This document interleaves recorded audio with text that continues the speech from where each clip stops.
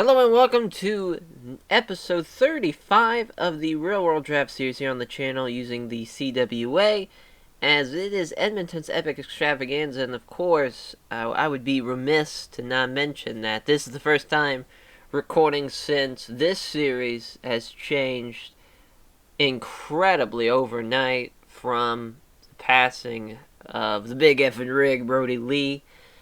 When that happened, in just the mourning and the loss of him over the days, and now we're here to record this. I've been back and forth on this. I've been back and forth, like, well, should we end it out of respect for Brodie? Should we keep it going? When obviously before his passing, the plan was to be in this when we got to December, which we're in July, as you see here, in July 3rd. So, we're almost halfway there, a little under halfway now. As, with this, though, I think the plan is, with this series, the Real World Draft Series, there's a show that's going to happen in November. The event that's going to go into, basically, I believe it was going to be Winter Classic, was going to be the December show. There's a show called Cold Fury, which is going to be in November. That's the pay-per-view. I don't know why I keep on saying there's going to be. But basically, I want that show to end the series, because I think that's going to be a perfect ending to this series. So we're going to go with that.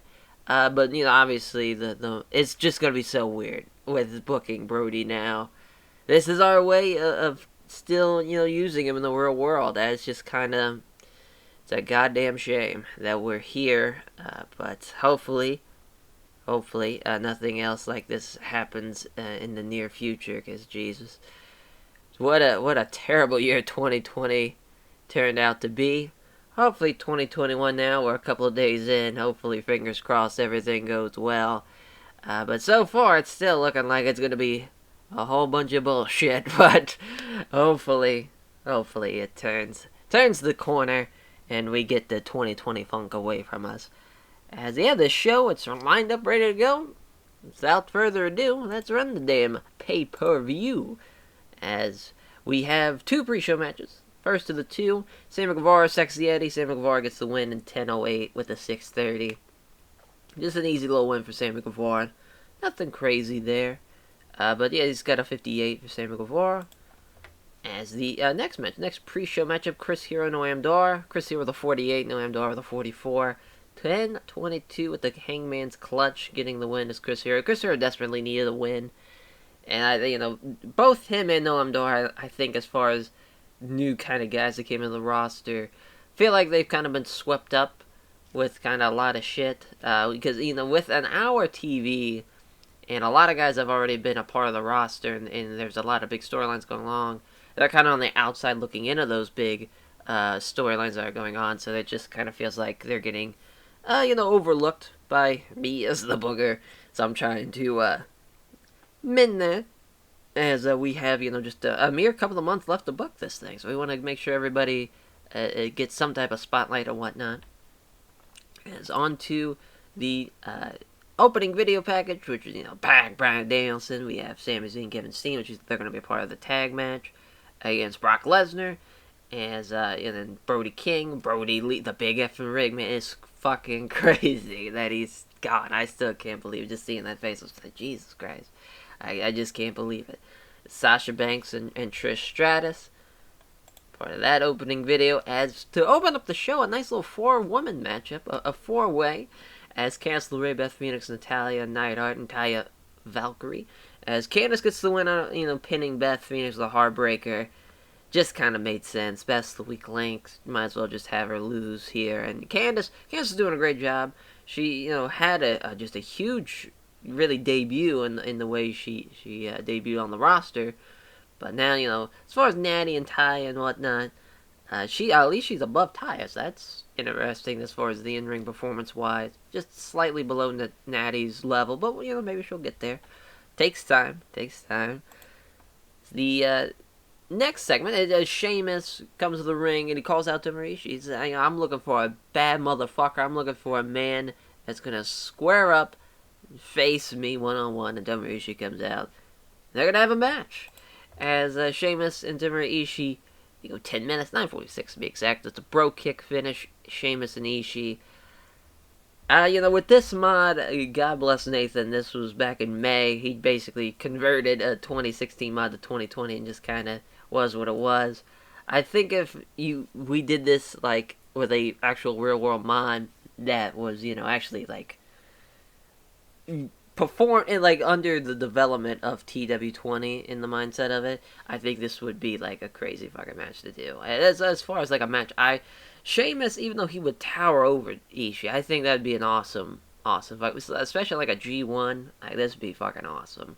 This is always one of those, like, man, if Sheamus did like a New Japan run, an All Japan run, I always thought he'd be great in, like, Japan. I don't know, just a big Irishman, a giant Irishman beating the fuck out of people. What's not to love about that? He just screams Japanese pro wrestling sometimes when he does shit.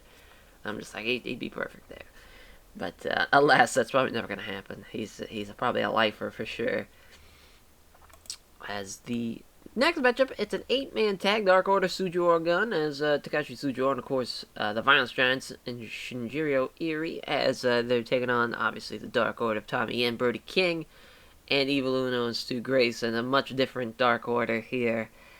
As it's weirdly enough, I know when I hate to bring this up with Brodie's passing, but a lot of people are just like, man, if Brodie's passing, like, if they're gonna do another leader, and it's not Hangman, or it's not even anybody, they're not gonna give it to Brodie Jr., the old little rig.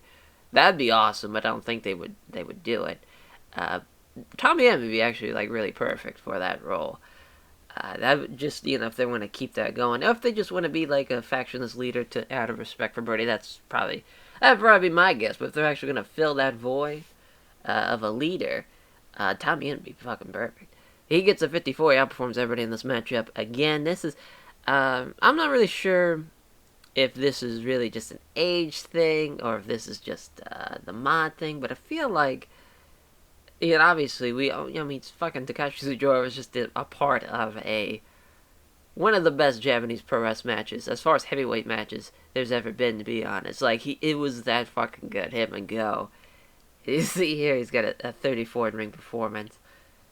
Also, too, we are, a Canadian company, so it's a little different. There's some pop going into that in-ring performance levels and whatnot, but still, it's disheartening to say the very least. So yeah, he was the lowest guy. Him and Evil Uno tied. Well, I got a 47. That's all fucked up, and we don't even do face heel divide. I already fixed it, but it just is what it is. Hiroshi Tanahashi and Go Shiozaki go 10 minutes. High Five Flow. Again, these two, they've met in the past, and it's nothing been, like, next level, like, crazy good. I think if they did something now, like in 2021, it'd probably be, like, a whole nother, like if Tanahashi came in as, like, the New Japan Invader for Go's reign, if he somehow beats Kajimura, which he should, but, we all know that's gonna be fucked, just because, Kajimura is... Nozawa has some type of a love for that man, as far as him being in the book of Pro Wrestling Noah, but Go Shiozaki and Tanahashi, like the New Japan Invaders, like, I'll fucking beat you, I'll beat you for your dumb, silly little GHC fucking heavyweight title, and that'd just be an awesome match to see too in 2021. As then we have like the counterpart of that, we have Naomichi Marufuji and Katsuhiko Nakajima, which is Nakajima beating Naomichi Marufuji with the jumping spin calf kick. 51 for Marufuji, 54 Katsuhiko Nakajima. Kenza's very, very close to getting back. He, I think, has like 2 weeks left. He's back. So we'll be back with it. We'll finally do Marufuji and Kenta. So that'd be fun. We've built up way, way too long for that match not to happen now. It's got to happen once he's back. Yeah, when I was like, alright, I got Hiromu Takahashi, I got Rey Fenix on this roster, they have got to wrestle. They gotta wrestle. I mean, this is just, talk about a dream, like, junior heavyweight title matchup. As far as what's going on in the wrestling world, Rey Fenix, probably one of the top 5, top 10 junior guys in the world. Hiromu Takahashi is probably number 1 for me, at least, maybe other people have somebody else as number 1, but for me, it's Hiromu Takahashi. Just to have 2 of the top 5, 10 best junior guys in the world battling it out here on this pay-per-view here at Edmonton's Epic Extravaganza. This was certainly an epic extravaganza, as Rey Fenix makes defense number 3 GWC International Openweight title. So he wins with the Meteor Order 940. Yeah, lack of display of psychology. Yeah, we're just telling these two got there and fucking murdered each other for 10 minutes. This is car crash TV almost at its finest, as at least a little bit. No, I wouldn't say there's no psychology in that 40-minute junior heavyweight title matchup. It's just, GAWC International Openweight title matchup for this case, but basically the Super Junior style in 10 minutes. Yeah, that's, there's no psychology. We're just telling them just do crazy shit. That's alright. I was thinking they were facing Brodie, and I don't know why I said they're facing Brodie Lee and Brodie Kings. That makes no goddamn sense. Obviously, the big effing rig, he's not part of the Dark Order. Or I thought, yeah, I said Brock Lesnar and Brodie King. That was the last big event they did. I don't know why I was blanking on Blood Generation. But yeah, Blood Generation and Sami Zayn and Kevin Steen. As Blood Generation taking the fall here, 9:38 when Kevin Steen pinning the Rookie Door, the package pile driver. Doesn't say it there, but trust me, it happened.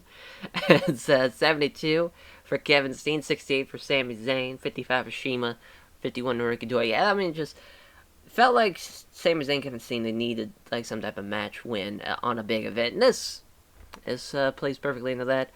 God bless Blood Generation. As on to the women's title matchup, we have Sasha Banks defeating Trish Stratus. The bank statement in 7:45. A little small on the time frame, but I just figured might as well just have an 8-10 minute match, get it done with.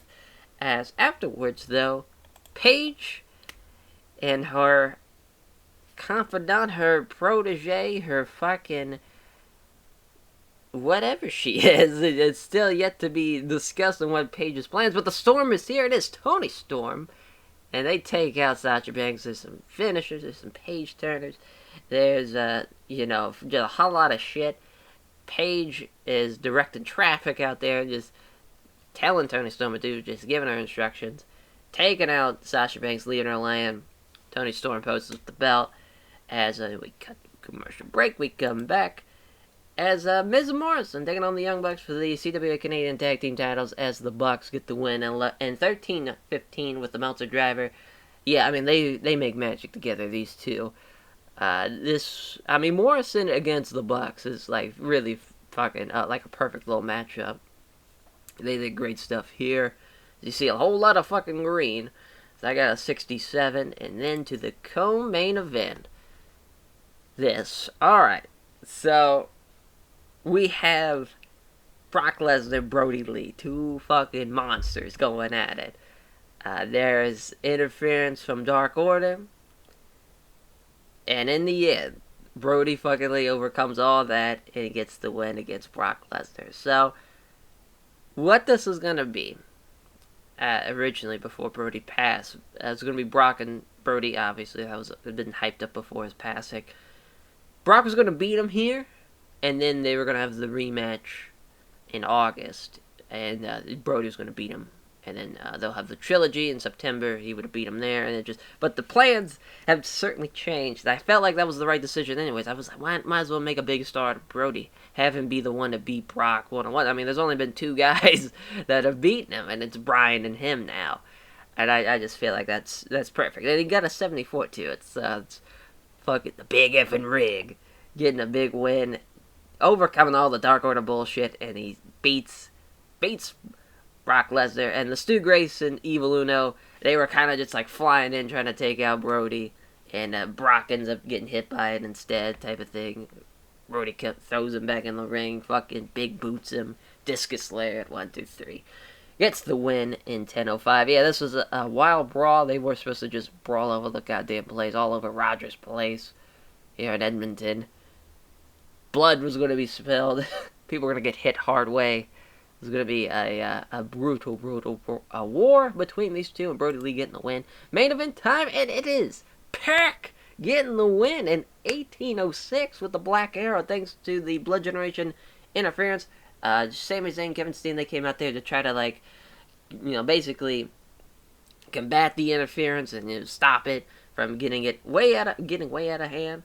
But it wasn't enough though. They still couldn't turn the tide for Bryan Danielson and the American Dragon, as there is a new Canadian Heavyweight Champion. It's fucking Pac.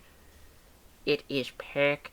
And then the big thing here is you had Shima and Naruki Doi. They came in the interference, then Kevin Steen and Sami Zayn came in. But the big interference, I don't know why it was not mentioned. Oh, it said, so it wasn't supposed to be Shima. That was going to be the one that caused the interference. It was supposed to be from this man, Roderick fucking Strong. Roderick Strong was going to be the one that took out Bryan Danielson. He was going to fucking backbreaker fucking his little kick into the Black Arrow, and Pac was going to win. And, we got our fourth member in Blood Generations, Roddy Strong. Yeah, as I was just a little fuck up on my part. It's not a huge deal, but still. This was, I believe, supposed to be post-show. This might have been after the actual match. If it was, that fucking sucks, because Pac did an 80 in that match, and Bryan Danielson did a 77. So we shall see if I did. Okay, it was post-show, thank God. But yeah, Pac getting the win thanks to his newest member of Blood Generation. We increased our pop. Dear God, as that was awesome. That was an awesome little show. The main did really well, as always. I mean, I feel like our main events usually, I'm happy that they do so well, and I'm happy that the best matches goes on last. I like that going on for us. But Pac in an 80, though, that's huge. Bryan Danielson actually was very, very pissed that he had to put over Pac, so we're going to have to really sell him over. We're going to give Pac some love, and we're going to give some love to the big effing rig, of course. Got to give you, I guess, I bet you. As Bryan Danielson, Pac, and Brodie Lee getting some praise there, getting a hug. We got to hug the big effing rig. As, thank you all for watching the Edmonton's Epic Extravaganza show. What a, just something that's really never happened before. As we don't really do a whole lot of real world stuff here on the channel, but just the worst that could happen. And speaking of the worst that could happen, yeah, this was even before that man was, oh, what a piece of shit David Starr is. Talking about, that's a great minute that you see David fucking Starr's name. I'll just go back over here just so I not have to see his goddamn name. As, it's such a goddamn shame. Still can't believe it. I don't think, it's just something that's not going to feel real for a long, long time, probably. And it's so goddamn sad. Thank you all for watching this show. I hope you all enjoyed it, and we will catch you guys next time for the fallout from Edmonton's Epic Extravaganza. Take care, everyone.